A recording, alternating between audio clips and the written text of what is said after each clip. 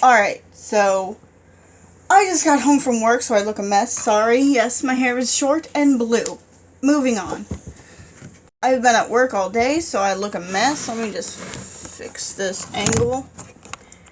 Anyway, so I just had to walk an hour home from work at 12 o'clock at night because nobody had the decency to take me home. Anyway, moving on from that. Sandersides episode! Oh my gosh, I'm so excited. Okay. I have been avoiding social media all freaking day, so I can not have any knowledge of this whatsoever. So I am so excited. I can't breathe right now. Let's begin.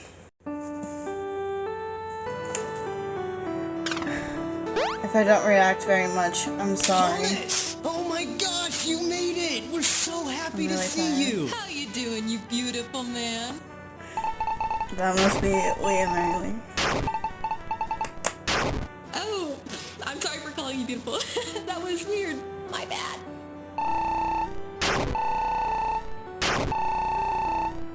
You could call me beautiful, Mary Lee. I always do beautiful. Oh my god. Heteros. We love each other. Hence the marriage. Anyway, what's new, Thomas? Anything exciting going on in your life? Already a doozy. Hey, you okay, buddy? You look real sad in this photo I just took. No worry, I'll crop you out. Now we have the couple for their first dance. Oh, sorry, Thomas. Gotta go. It was so great seeing you. Wow. Wait, is this a new... Is it because, the thing... I don't know. I'm fucking tired. Guess who just got a callback for an Alfred Hitchcock Lucas movie? When is the callback? April 13th. He has a prior engagement that day. The wedding. Nobody's perfect. Except for Thomas. He loves his friends. I want to go to the callback. I hereby sentence you to 1 day at the St. Clifford's Chapel on the day of Leah and Mary Lee's wedding. Oh, shit, here we go, fam. What the f, everybody? Now, kiddo, if you're gonna dish out Fs, why don't we make them friendly hugs? F friends, Patton. Oh, wait, you're talking about friendly hugging your friends? No! Thomas, you should never... I mean, I'm surprised that you would say something like that about your friends. I always thought that when it came to your pals, that sort of language would be... ineffable. Oh, it's very effable. It's effable as F with a situation this up. You're not at all excited for them? With so much F-use thrown about, I doubt there's much he'd like to F-use about. Right, what do you mean am I not... Okay, you know what? Let's review. Let's do thank you. I hope we rhyme like this the whole way through. I hope so too. Yoo-hoo! So, let's start with the fact that the wedding was a total bust. It was? It was. It's just that going didn't pay off quite like we discussed. You mustn't think that going to a wedding to support your friends would have any sort of self-serving ends. I don't, but how about more than just hello? Yeah, something's iffy. Glad you're with me. That the state of things is icky. Is there something here we're missing? Maybe. No! I mean, you know that we've gone through all of this before. We four had helped you make the proper choice of wedding over your... Spare me the rest. Yes, but callback for a film that could have been my break. Yeah, you could say. And no one wanted you to go more than that slimy snake. Who pushed to do the egocentric thing auditioning? Yeah, that's the secret. How could it be so hard to chew it left me lost at sea? If our goals aligned with his, what would that say? I felt forsaken. You were saying that we both have lost our way. But in your face I saw this pain, and so I made this choice. And now I have a restless head. In my bed, I'll just feel this way. What way? The way a groom might feel if he just watched as his bride ran away. But you're gay. I'm saying if I made the right choice, why don't I feel right? You may not tonight, but in time you might. I don't know. I think this feeling's here to stay. It is a pity to admit he could have done more than just sitting at that wedding feeling. Quit reviewing. Okay. Boy, how could such an upsetting conversation happen in such a fun way? Oh, why didn't they just talk to us more? Wait a minute. Why didn't I just talk to them before the wedding? I mean, I kind of brought that up before, but it got shut down faster than an Antarctic ice pop shop, so... Oh my gosh, I'm so stupid. I could have just told them everything. If my one interaction with them was any indication, they obviously wouldn't have cared if I wasn't there at all. Maybe so. Wait, are you having second thoughts about choosing to go to the wedding, Roman? Oh, no. Of course not. I just wish we could have known how they felt. Maybe it could have, I don't know, made things a little easier for us. Well, you know, hindsight is 20/20, so. Okay, but if you're a sighted person with less than 20/20 vision, you don't just ignore whatever you see in front of you. I see. We should start looking into ways to predict the future! No. Very good. What I'm saying is I know Lee and Mary Lee. I can predict how they might act in specific situations. I know that they are very understanding people, and I should have used that knowledge. That would have been using foresight. But I didn't do that, so I made a decision with a blindfold on. But in Patton's defense, people are complicated, fickle things, aren't they? You think you know someone and then wham! Out of nowhere, they fill your apartment with feral cats, and now you're somehow responsible for the vet bills? You've got to give them away, but despite your cat allergy, you've endeared yourself to them, especially to Mrs. Snuffles. More like Mrs. Sniffles, because of the allergy. What? Your point being? Foresight isn't really the most reliable tool that we have. Cool, so we don't use it at all? We did use it. You've known Lee and Mary Lee for most of your life, and they've always lent a helping hand when you needed it. That's true. When your car broke down an hour out of town, who was the only person willing to come out and give you a jump? Mary Lee. I don't know what good she thought jumping would do. What you needed was somebody to fix your car. And Lee always had my back in high school after I came out. Exactly. Now here, they met up with you face to face to tell you about their wedding engagement. Biggest day of their lives. And they asked you if you could be there. I wasn't even like a groomsman or anything. Well, it's not Lee's fault that he has so many brothers. Catholics. Yeah, Catholics. Those baby-making Catholics. We didn't have the first clue how it would make them feel. You thinking about giving their wedding a pass, all because of a callback that really might not work out. And not that you're not a talented guy. No, yeah. Dame Judi Dench, or as I like to call her, Queen Groovy Bench, didn't land her first big Hollywood movie role until she was 61, so maybe they understand. But maybe they still really want you to go to the wedding and feel too guilty to say so. Or maybe you end up going to the wedding and they feel guilty seeing you there because they feel like they took a big opportunity away from you. But they wouldn't have felt that way. But we didn't know that. Foresight means thinking about every possibility. Talking to them about it could have been harmful. And this was our chance to be there for them when it counted. Was not talking to them worth it, though? I don't know. Whatever happened to karma, you know? You do something good, good stuff happens to you. Right, yeah. Why is the saying, karma's a bitch? Why can't it be, karma is a very fair person? Why does their complexion matter? Well, kiddo, unfortunately, life isn't always like your video games. Sometimes you can make all the good choices and still not get the good ending. I don't know if there even was a good ending to get. I'm pretty sure there was. For he's a jolly good fellow, which nobody can deny, which nobody can deny. Roman, well, that actually does sound jolly good. I mean, sure, it does sound very jolly, and we can all agree that you are a good fellow. Can we all agree on that? Oh, yes, I can. We can all. Okay. I understand now that I have been a little much the mayor of Muchkinland. Sure, when it comes to giving Thomas the third degree on his integrity. Right.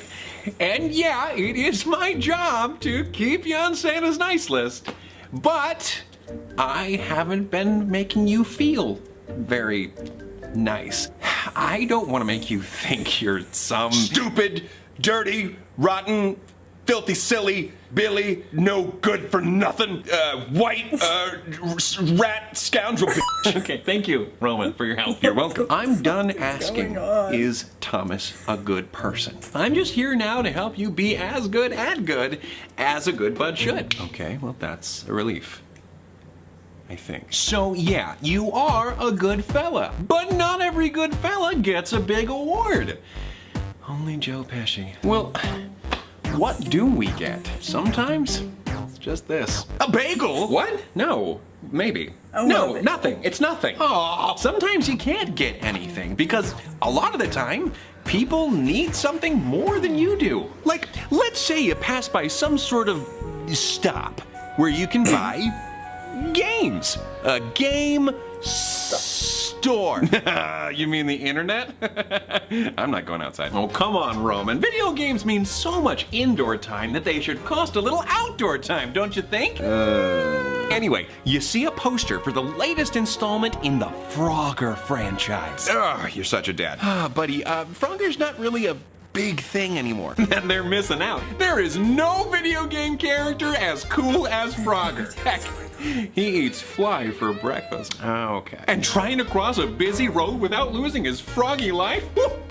Talk about riveting. Like, you're such a dad that it's too much to handle sometimes. Anyway, everyone's raving about the new Frogger. Best one yet. Amazing graphics. At least 16 graphics. Do you even know what you're saying right now? And, oh yay, it's on sale for about, I don't know, as much as a hot dog is worth. Patton, that's how much you get when you return a game. You have just enough money to buy it, but as you walk up to the door, you're stopped by a homeless, down-on-his-luck actor, and Who is it? Whoever you want. Oh, come on, Patton. How is Thomas supposed to feel empathy for this person if he has no one to visualize? Alrighty, it's Leslie Odom Jr. What? That's Why what that Leslie? I need thing backstory was. for this. I- What happened, Pat? I don't know. He spilled his drink on Stephen Sondheim at a party, and Sondheim said, "Gosh darn it, Leslie, you'll never work in this razzle-dazzle town again." He should just move to another town, right? Wow, Too this much hypothetical funny right version of now. Stephen Sondheim sounds like a real mother crupper. So, Mr. Odom Jr. tells you that he's very hungry, and he points you to a nearby hot dog vendor. It's just a few yards away. By the liquid lipstick of William Shakespeare, a hot dog would cost Thomas his entire Frogger fund. It's all coming together. What do? Pretend you're talking on the phone so he leaves you alone? Tell him, I don't have any money, Leslie. Hightail it the heck out of here. Buy him a hot dog, or do you hightail it the heck out of there? And I really, really want this Frogger game. Yeah, you do. You woke up at 6 a.m. dull to go and get it. 6 a.m. dull? Do you mean sharp? No, that's really early for you. So you weren't quite able to get out of bed until like 6:08. Well, regardless, of course I buy him the hot dog. So you mustered up the will to give him a dinner that he could relish. Only, uh-oh, when he takes the hot dog, he walks away without thanking you. What do you do now? Do you say, "You're welcome," in a way that lets him know you think he was rude? Do you prompt him by saying, "What do you say?" Do you physically take the hot dog back? Or do you go about your day? I mean, there's an obvious right answer here. Please don't tell me you're going to wrestle Tony Award-winning actor Leslie Odom Jr. for a hot dog. What? No. I'm gonna go about my day. Even though he didn't say thank you, He doesn't have to. just like you didn't have to get him a hot dog. I feel like you kind of do, though. Maybe. You don't need the new Frogger. Well, no one needs a new Frogger. Why do you think Thomas has to give the money, Patton? Well, because that money was going to a luxury item. In that situation, it's so easy. It's all right in front of you. A hungry person comes up to you and says, "I need food." And the food I need is right there. You have the money. And it wasn't going to something you needed. You can disagree, but I feel like it might be kinda wrong to keep the money for yourself.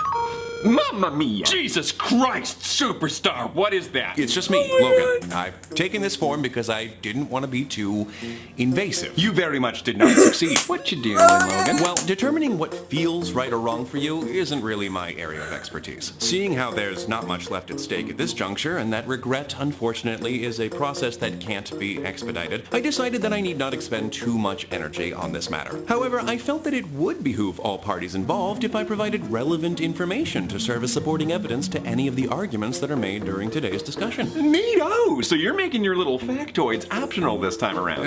Facts. Factoid is a term coined by Norman Miller to describe false facts invented for magazines in order to manipulate their readers. And yes, I suppose they could be viewed as optional, your two options being informed or ignorant. Oh, I've got this one, guys.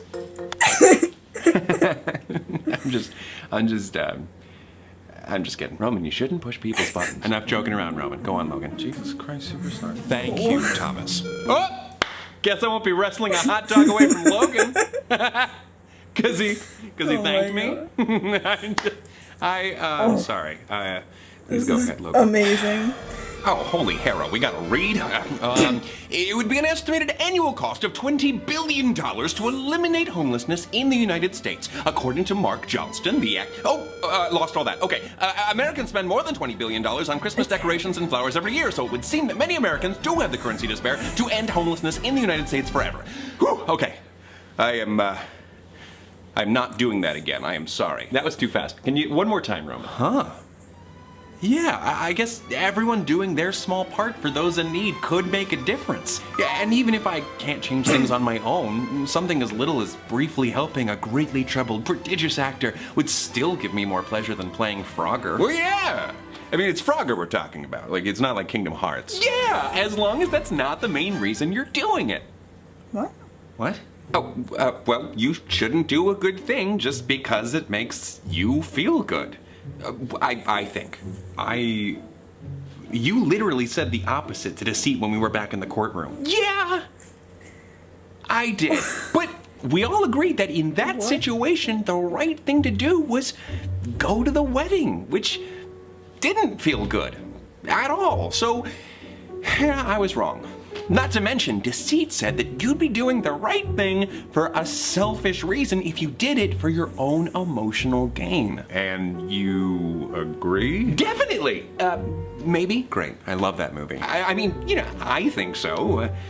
What do you think? Oh, well, I think we all know I'm not exactly an expert in the moral medium. No, go ahead, Roman. I'd like to hear from you. Okay. I don't know how much it matters why you do something. What do you mean? Oh, it was nothing. It was stupid. Oh, no, please continue. Yeah, I'm sorry, Roman. Okay. So, like, say a very handsome prince. Who's the prince? I don't know. Leslie Odom Jr. Oh, wow! Guess old Sondheim couldn't keep him down. Yeah, that's right. From homeless and royally screwed to castle-dwelling royalty, dude! Just your typical Tuesday. Anyway, Leslie offers up a reward. What's the reward? Leslie's famous cake! Phrasing. What? Leslie's literal cake that he baked. Oh my gosh. He offers it to whosoever is able to rescue his kingdom from the clutches of the skewed-bellied tyrant who is currently occupying said kingdom. Even if someone rescued the kingdom for the reward, I don't know. That's a nice I just picture feel to like see it there. doesn't make much of a difference so long as all of the denizens are liberated? Huh, that is something that, I don't know if it's right. You don't know if it's a good thing that everyone was saved? Wow, Patton, way to be a side with valid doubts about a complex moral issue. Of course, I think it's good that the kingdom is safe. That's great. The most important thing. But, you know, the people in this kingdom are suffering at the slimy hands of this reptilian rapscallion. I was just blanking on the word guy, but, you know, sure. People are being hurt by this reptilian with scallions. And this person doesn't care about them? They just want to earn some reward? That doesn't sound like a very good person to me. Yeah, probably not. Fair enough, but I wouldn't even argue for that much. Saving people for a reward is totally different from helping someone out just because it feels nice to help. Like, if the person in Roman's scenario saved the kingdom just because it made them feel good, then no one would argue that they aren't a good person. Well, I mean, maybe not. Am I not allowed to feel good if I do something good? Well, of course you are. That's just not why you do it. At least, I don't think so. But I mean, your morality, you're the guy who makes that call, so why do we do it? Well, you don't do it because it makes you feel good. You do it because it's the right thing to do. Okay. How do we know it's the right thing to do? You just know. Okay, that's not exactly the kind of answer I was hoping for, bud. Well, it's kind of just in all of us, you know? Why is killing and stealing illegal everywhere? Is it? Why do we all agree that that's not okay to do? I think it all comes back to empathy. Humans understand each other. We know what feels good and what causes pain. If a whole kingdom is in danger, well, everyone kind of knows that the right thing to do, if you can save a large group of innocent people, is save them. Well, okay. What about, let me ask you this. What if you can only save the large group of people by hurting another innocent person? That causes pain, but you said the right thing to do is to save the group? Can't hurt an innocent person.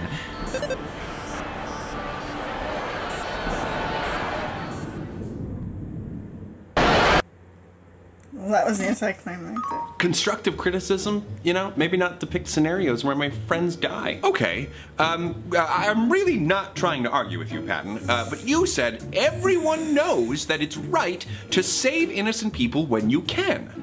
Is that not always true? Well, not when it's like that. It's never okay to hurt an innocent person. So that rule trumps the other rule. Roman! You know we don't like to use the T word in this house. Oh, sorry. So the rule about not hurting people overrules the rule about saving people. I just Yeah, that caught makes on sense, to that. right? But what about the people that got hurt? That was a terrible tragedy that you couldn't do anything about. But you could have done something. You could have redirected the train. But that something wasn't an okay thing to do. Okay, so it's not about the end result then. It's about the how. Like how you do whatever you do. Right. The how. And the why. You don't let the train hit the group of people because you think they deserve to get hit more than the one person. Oh my gosh. Patton, my blinds! I am so sorry. Did you break my blinds? I popped up too close there. Oh. Thanks, Roman. You really cut the tension there. You okay? Oh yeah, I'm great. You sure? No, I'm good. Figment of your imagination, so. Okay. So, about the whole why thing. What is a good why when it comes to why I should do good? I know you said earlier you do it because it's right. So, I guess what I'm asking is, what do I do it for? What's the outcome? What motivates me? I mean, I don't have all the answers, but I would say putting more good into the world. I wish that was a more satisfying answer, but it just isn't. You know, I'm not doing a really great job explaining this philosophy. Logan, what would a real philosopher think about what I'm saying here? Well, Friedrich Nietzsche really wouldn't have been thrilled with anything you've had to say. Primarily because pity seems to be at the center of your idea of putting good into the world. That's not what Nietzsche famously rejected the notion that pity was a virtue. He once claimed that pity runs counter to the instincts that preserve and enhance the value of life. So Thomas is... Well, you can't exactly learn how to care about others from a book, can you? It's okay, Patton. I mean, I don't really agree with the mustache meister either. He does have a super duper unique mustache. What he calls pity, I call empathy, and empathy is good.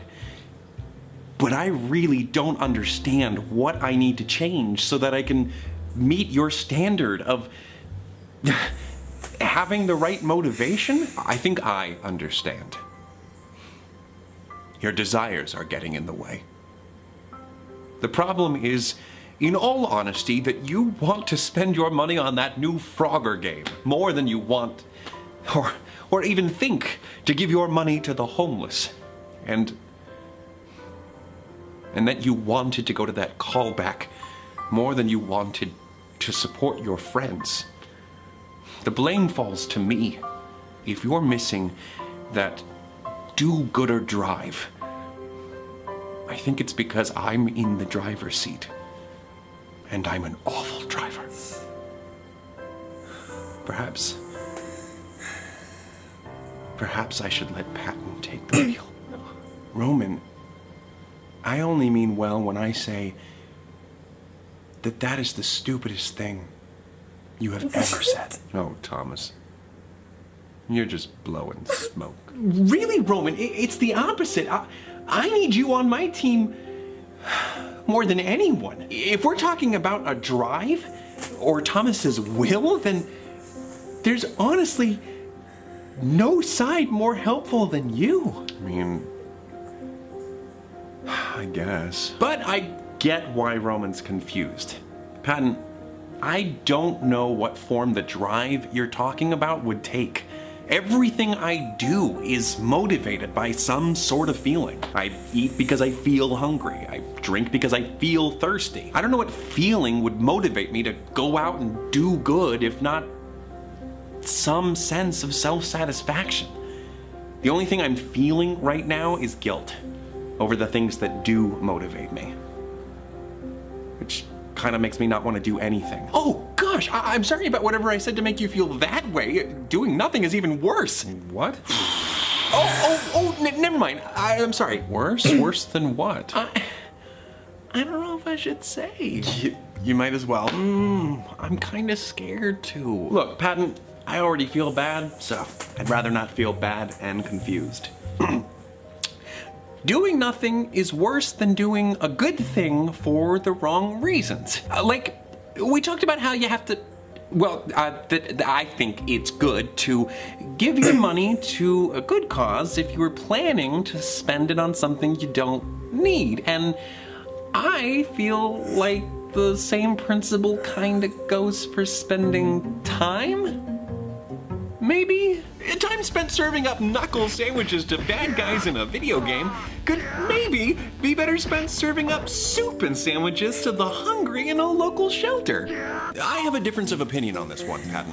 Thank you, Logan. I'm sure we're all familiar with the somewhat tired metaphor for self-care. You must put on your own oxygen mask before helping your fellow passenger. An analogy that warns against the practice of helping others with their personal issues when you yourself are in need of help. I do need help. It's ironic that illustration's so overused at this point because it has almost become as easy to tune out that advice as it is to tune out the actual safety instructions on a flight. Easy and very dangerous. In the event that a plane cabin becomes depressurized, you do not have long to secure your oxygen mask before you risk your oxygen saturation levels dropping too much, leading to hypoxia, which is just insufficient oxygen for life functions. Hypoxia's symptoms can include an inability to communicate, confusion, unconsciousness, and possible death. 3 out of 4 of those are normal for me.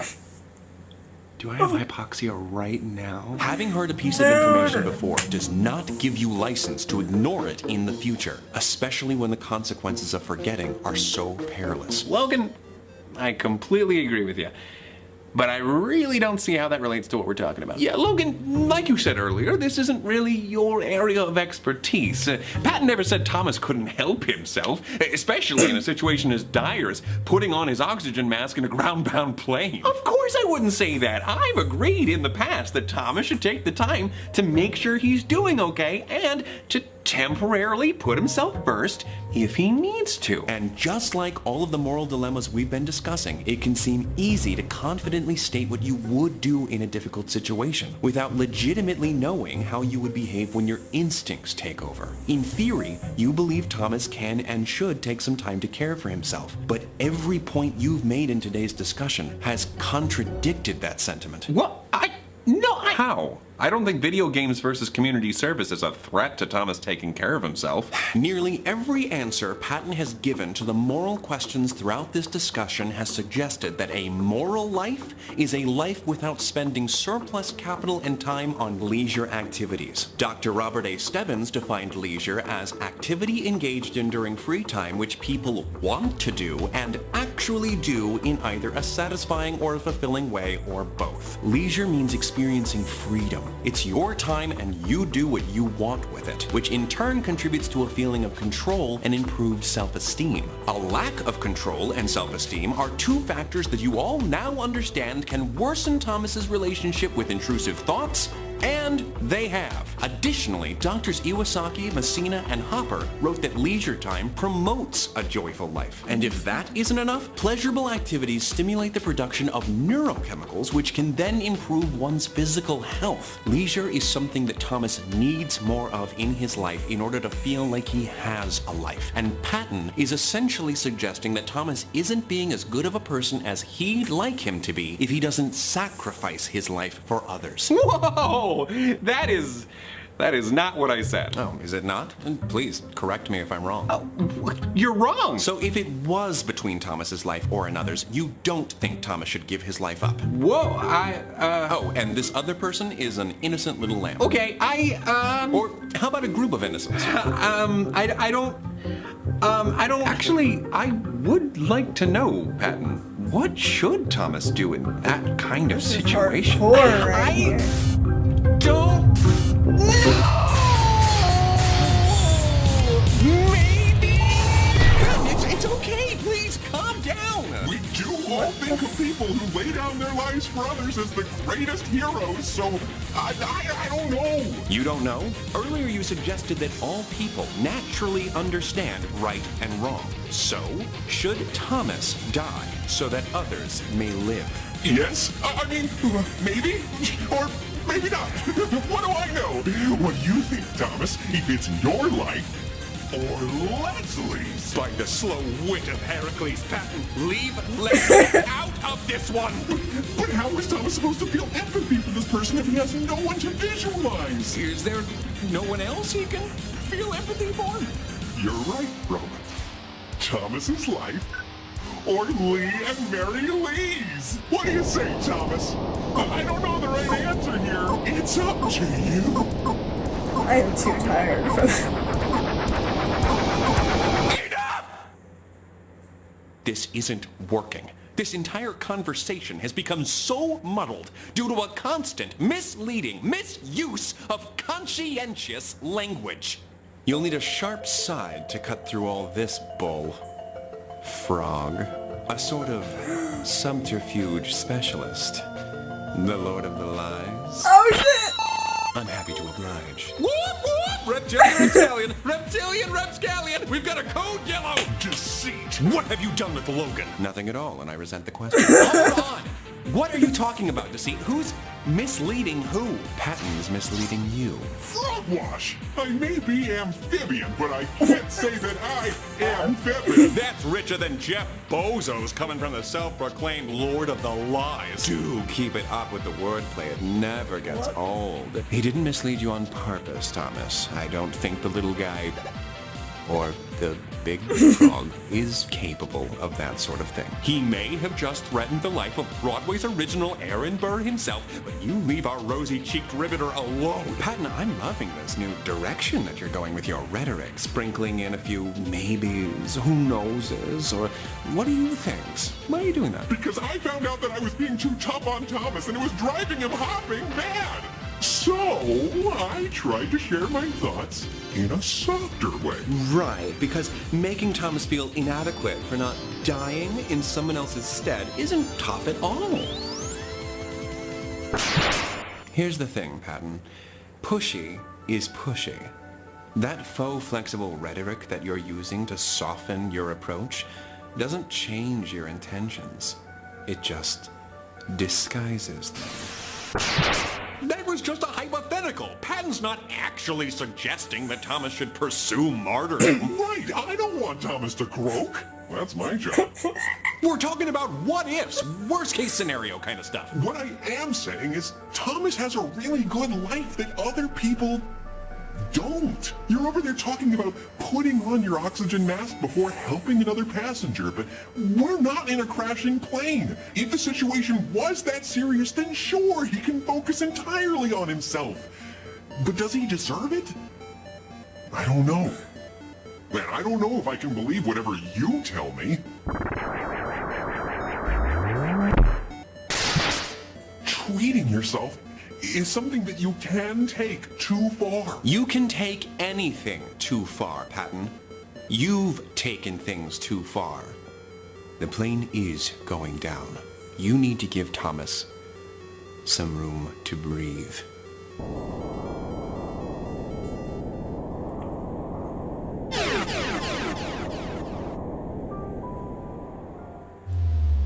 What just happened? I really don't know what I'm talking about. I can't not know. Patton, what are you saying? We can still beat him. We've beaten him before. Ow! Sorry, I have not looked in this direction the whole time. Don't give up now. No. He's right. I'm bringing this plane down. What?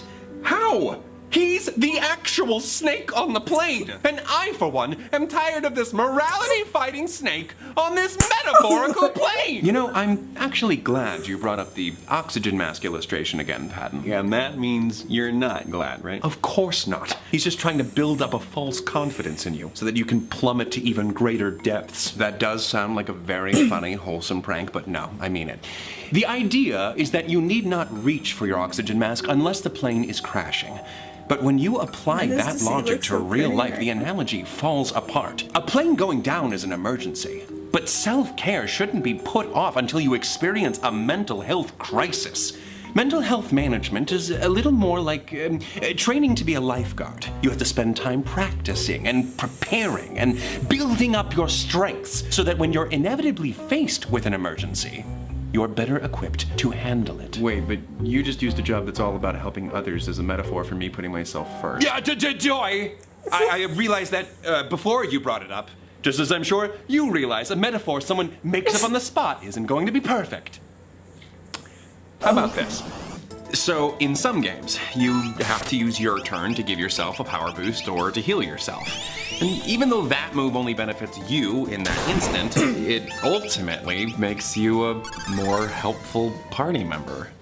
Oh, shit. Not that any of you care, but I am unharmed, and I don't want to talk about it. I'm just here to deliver one last fact, then I will do you all a favor and spare you my company. Oh, Logan, Peter Singer is an Australian philosopher and activist who champions the movement known as effective altruism. The primary feature that differentiates effective altruism from other moral philosophies is its practicality. It employs the heart and the mind so that effective altruism can earn its namesake and actually be effective. The aim is to help as many people as possible while maintaining a perfectly adequate standard of living. So, a poor, sick person giving 5 of their last 15 cents to an aid organization, while incredibly altruistic, is not effective altruism because that money won't go very far, and the act would only harm that person's already unacceptable standard of living. Fellow effective altruist William McCaskill recommends that people who can, and are inclined to, should go into fields like banking or finance because more money earned means more money to give. Right, like I said, I need to give myself a buff so that I can better help others. And you need to maintain an adequate standard of living. You can't forget that part. If the variety of generosity that you subscribe to leaves you feeling depressed or like your life isn't your own,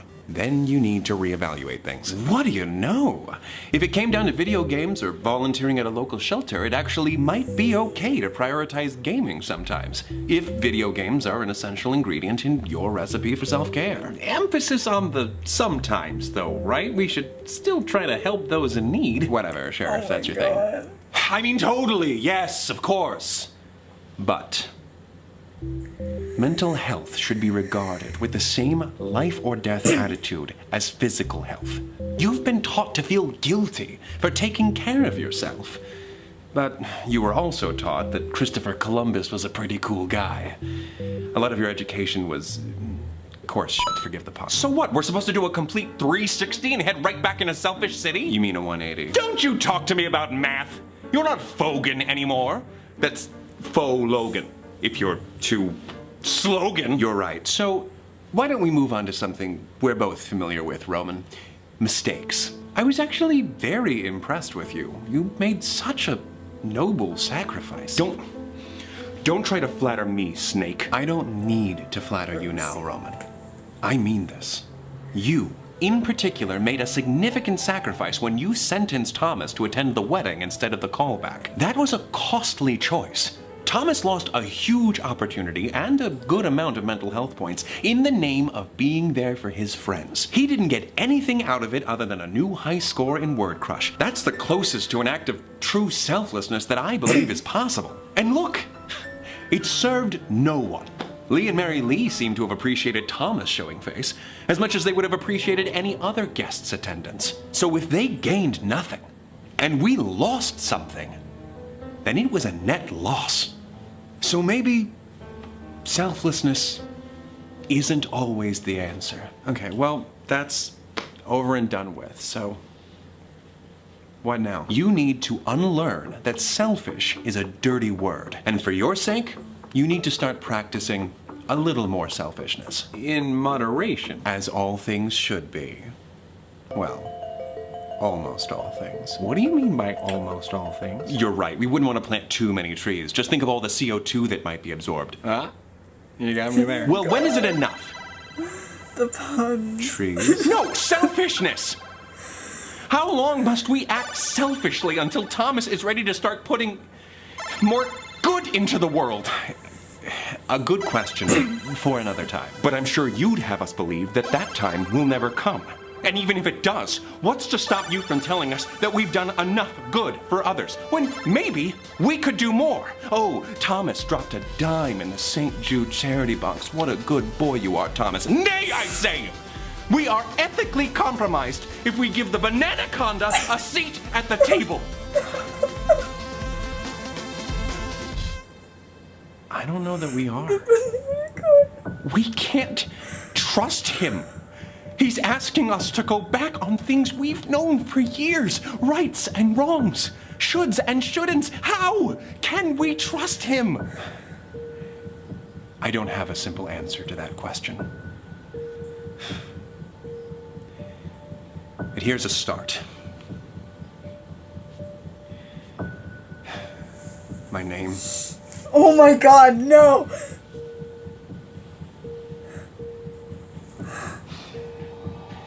My name is Janice. What?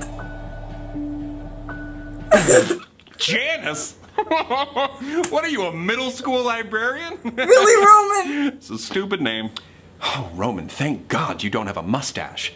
Otherwise, between you and Remus, I wouldn't know who the evil twin is. Snap.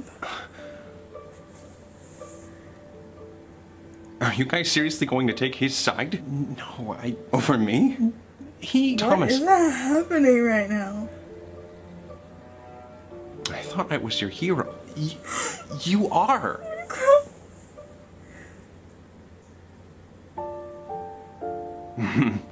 Wow. I can't believe this. Did you forget that he's evil? You're not. Or you're not supposed to be. You're supposed to be good. You can't. Roman. Everything's gonna be okay, kiddo. We love you. Right.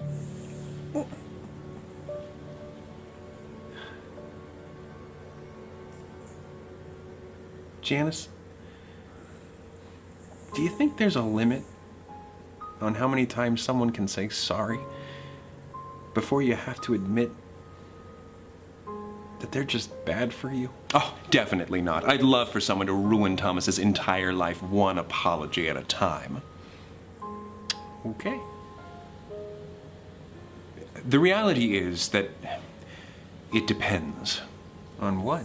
Where to start? How many things have they had to apologize for? How frequently do they have to apologize for things? How terrible were the things that they did?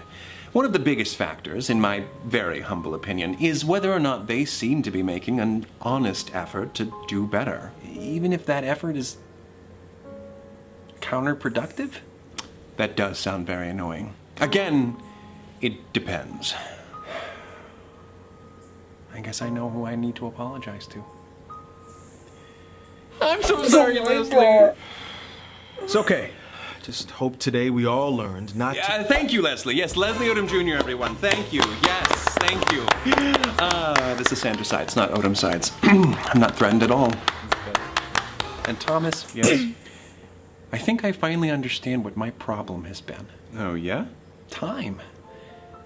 When you were younger, pointing you in the right direction was a little easier. Those examples I gave earlier, don't kill, don't steal, they're not really difficult conclusions to come to. Even those can get kind of complicated. I don't want to think about that. But maybe that proves my point. A more mature person comes with more mature moral questions. Like I told you before, sometimes I don't know the way. But when I told you that, you were so scared. I couldn't bear it. So I said to myself, all right, Patton, Thomas needs you. You're responsible for his morality. You can never not have an answer for him.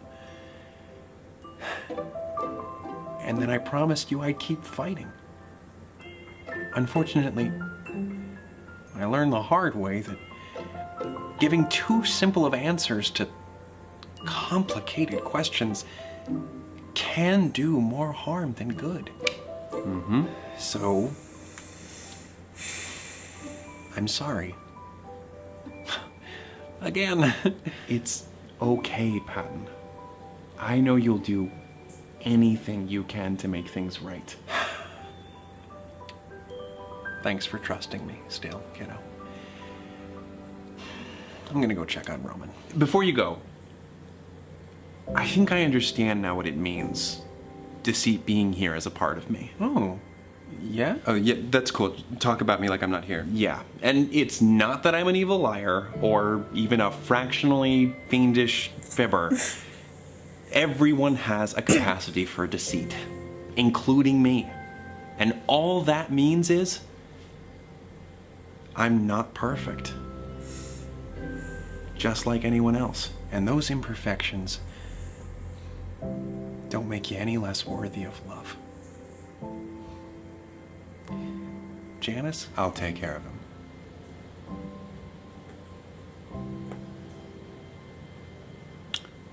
So, I suppose now we begin compiling a list of people we need to nudge down a flight of stairs until they hold another round of callbacks. Oh my gosh, no! Relax, I'm kidding. Of course I'm kidding. Baby steps. No! No baby steps! No steps! And no throwing people down them! No violence! You're right, of course. There are much less barbaric, much more fun forms of sabotage. Don't make me regret trusting you. I don't want to be stuck with an evil snake boy. You're not stuck with an evil snake boy. You're just stuck with a snake boy. Oh, brother. But seriously, using a mobile game to hide from your sadness and regret at the wedding doesn't count as leisure time. Take some time for yourself, Thomas. You're right. Oh, I'm sorry, what was that? I couldn't hear you. You're right. Yes! It feels so good! So good! And I know how much you love these constant dilemmas, so please, keep overthinking everything. Yeah, I do need to work on that. While there is likely more that you can do to put good into the world, you shouldn't beat yourself up over what you can't do, or what you haven't done before. It doesn't help anyone, so don't overthink it. Just try. All you have to do is try your best to be helpful and to do your part, whatever that is, with the understanding that you can never get doing good down to a science. It's gonna look different for everyone. And don't be afraid to give to yourself either.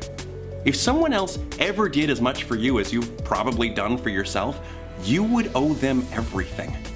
Treat yourself the way you would treat someone who has endlessly labored to give you a better life. or who has always helped you to remain on your feet through the toughest, most emotionally challenging periods of your life.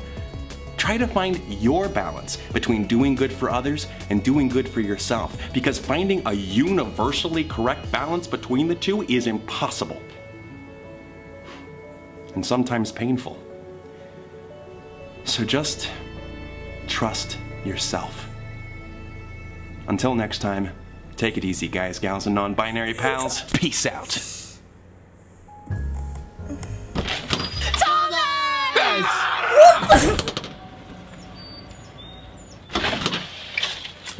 Hey, guys. Sorry, bud. I forgot, you don't like door yelling. Nah, no worries. It wasn't so much the yelling as it was people at my door. Oh my gosh, I love you. Yeah, can you actually marry both of us now? Yes, please. I really want to spend the last 2 pennies in my bank account on a second wedding. I'm sorry, guys. I can't be tamed. And it looks like you're gonna have to terrify some other more docile bachelor. Damn. Almost had him. I know. You didn't tell me you guys were coming over. What's up? Well, we just felt kind of bad because you made it all the way out to our wedding and we barely got to hang out with you. Oh, what? I barely even noticed. Really? Because you were sitting alone at the reception. I was just trying to take it all in. You know, a lot of mental snapshots. I'm trying to go less digital this year. But you're on your phone. I was also taking literal snapshots with my phone. I mean, phones are barely digital at this point, right? Totally. Well, regardless, we thought we'd try to win back your friendship by bribing you with some treats. What? You guys didn't have to do that. Mimosa and pastry. Brunch Tuesdays. Brunch Tuesday. Little throwback. Oh my goodness gracious, it looks like we're gonna make a the mosta this afternoon with some mimosas. So this is like what you do for a living? Comedy? Yeah, I'm a hack. Well, are you busy? We could just leave these with you. Oh, no, I was just playing Kingdom Hearts, a game that really centers around the concept of friendship. Would you care to join me? Why would you even ask us that? What about us showing up at your door with a bunch of brunch and some booze juice makes you think that we enjoy your company? Cool, come in. We can also do something else if you don't want to play video games. Well, seems like things worked out after all. Guess I was wrong about everything. You and I both know that's not true. I think Odom Sides would be cool. You watch Odom Sides, do what he can do. What is up, everybody? That's scary, but I feel like... Okay. Gosh. I don't really have much to say on that. Other than the fact that it was freaking amazing. I barely understood half of it because I'm half asleep right now. But, oh my gosh, I didn't think that we were going to learn Deceit's name so soon. But I guess I have some fics that I need to edit now. But yeah, that was really good. Alright, I'm tired. As you guys know, I suck with outros, so peace out.